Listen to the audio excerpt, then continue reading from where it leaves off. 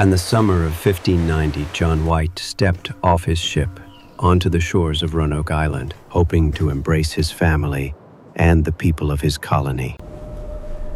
But what he found was an empty village, overtaken by silence and weeds.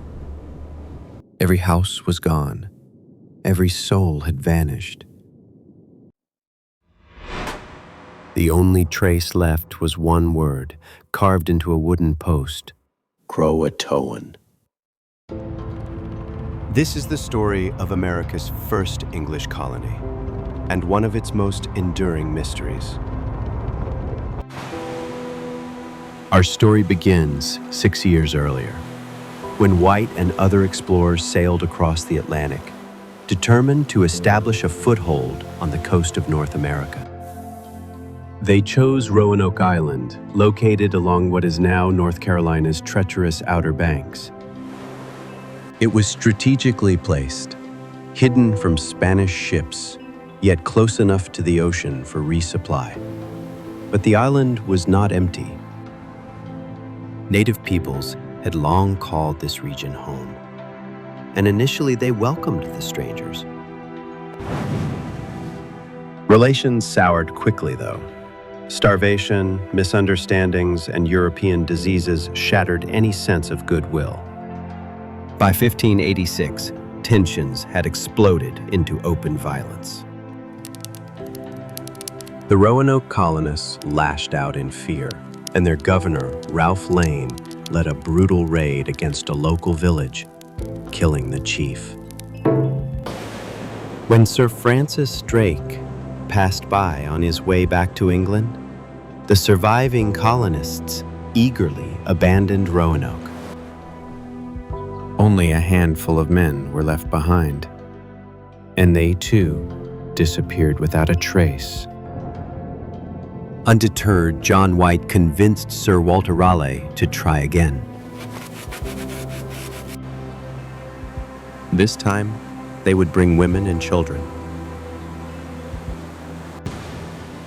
White's own daughter, Eleanor Dare, was part of the group and expecting a child. The new colony would aim for Chesapeake Bay, a more fertile and protected location. But that plan never came to pass. Their pilot, Simon Fernandez, dropped them off on Roanoke Island instead. Perhaps Fernandez hoped to continue his piracy without delay, or perhaps he believed Roanoke was as good a spot as any. Either way, White's people were stranded.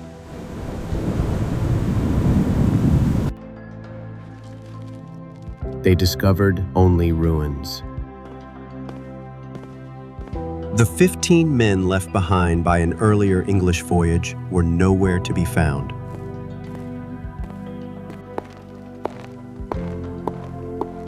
Only scattered bones hinted at their fate.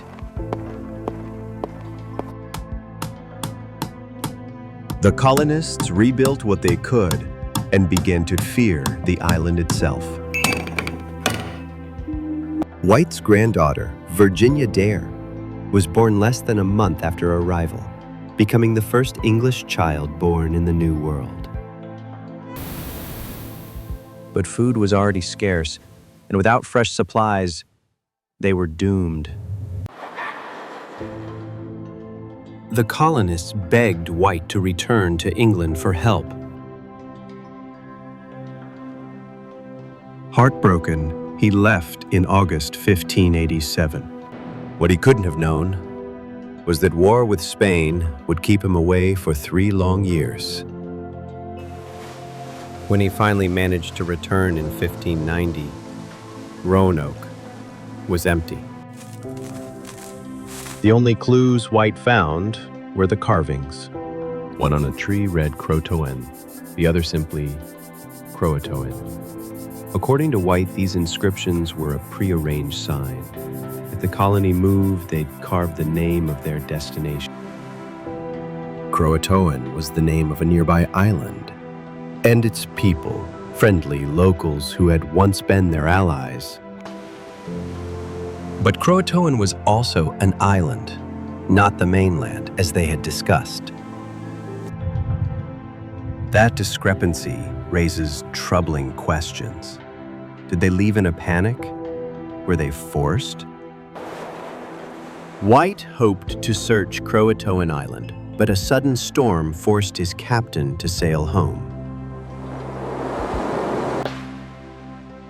John White never saw his family again.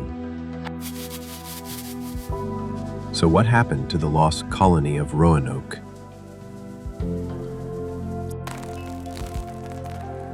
Some believe they assimilated into local tribes. Supporting this theory centuries later, European explorers spoke of Native Americans with gray eyes and light hair. The Hatteras people of CROATOAN Island told of ancestors who had read English books and spoke some English words. Others argue the colonists tried to reach Chesapeake Bay and built a secret settlement at what is now dubbed Site X. Modern archaeologists have even uncovered hints of European activity in that area, pottery shards and iron tools, but no definitive proof. And then there's the Dare Stone.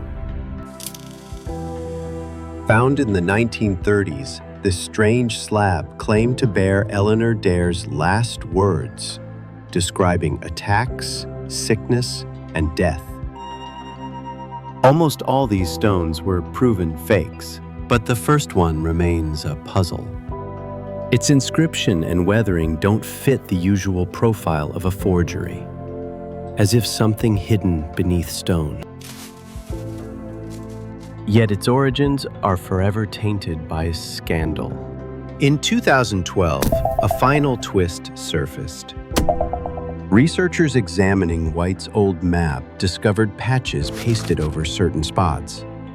Beneath one was a tiny hidden fort symbol, perhaps marking the colony's true destination. This concealed drawing, overlooked for centuries, reignited the hunt for Roanoke's survivors.